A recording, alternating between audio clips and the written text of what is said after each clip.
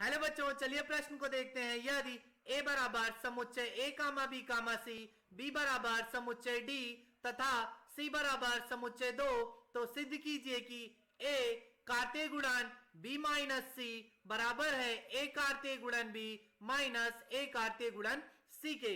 इस प्रश्न को हल करने के लिए जो मुख्य अवधारणा होगी, मुख्य अवधारणा, सबसे पहले हम जानेंगे कि हम कार्तीय गुणन किस प्रकार करेंगे।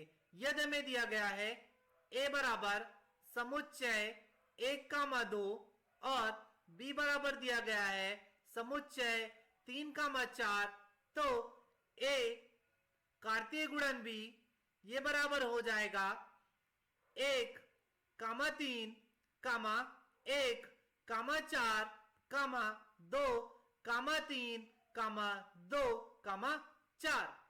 और यदि ये दिया हुआ समुच्चय और हमें इनका अंतर ज्ञात करना हो तो a माइनस बी ये बराबर होता है, तो समुच्चयों का जो अंतर होता है कि जो समुच्चय a में जितने भी अवयव हैं वो समुच्चय b में ना हो।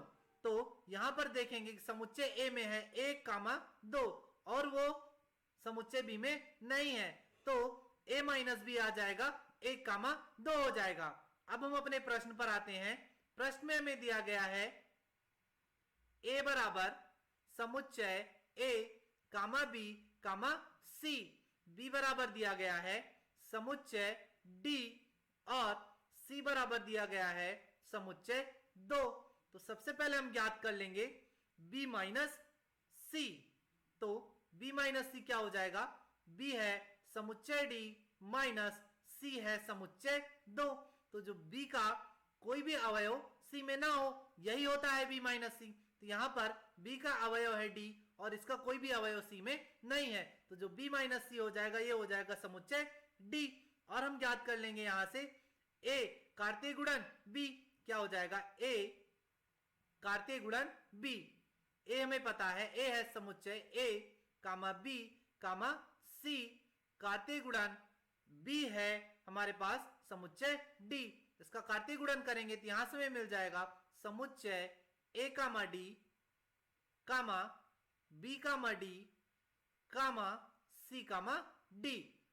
अब हम ज्ञात कर लेंगे a कार्तीय गुणन c क्या हो जाएगा? a बराबर है हमारे पास समुच्चय a comma b comma c, कार्तीय गुणन c हमारे पास है समुच्चय 2। अब हम यहां से मिल जाएगा हमें a कार्तीय गुणन c, ये हो जाएगा a comma 2 comma b comma 2 comma c comma 2।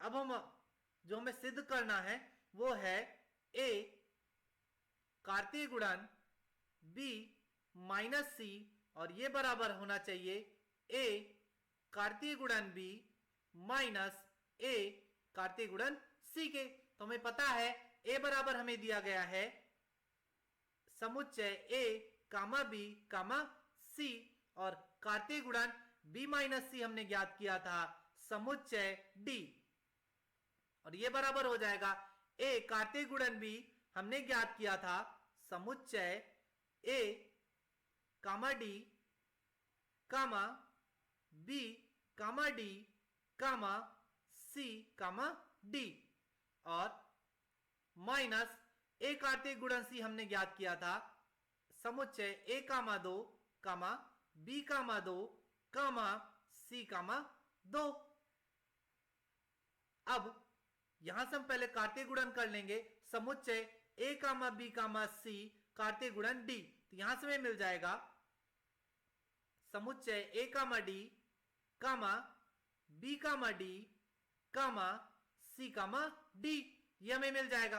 अब बराबर करेंगे जब समुच्चय a comma d comma b comma d comma c comma d minus समुच्चय a comma 2 comma b comma 2 comma c comma 2 करेंगे तो इसमें जितने भी अवयव हैं वो यहां नहीं होने चाहिए। तो यहां पर कोई भी अवयव इसका यहां पर नहीं है, तो यहां से हमें मिल जाएगा a comma d comma b comma d comma c comma d। हम देख पा रहे हैं कि यहां पर बायां पक्ष ये बराबर है दाया पक्ष के। तो मुख्य अवधारणा के आधार पर हमने यह सिद्ध कर लिया कि a कार्तीय गुणन b माइनस सी बराबर है a कार्तीय गुणन b माइनस a कार्तीय गुणन c के। आशा करते हैं आपको समझ आया होगा। धन्यवाद।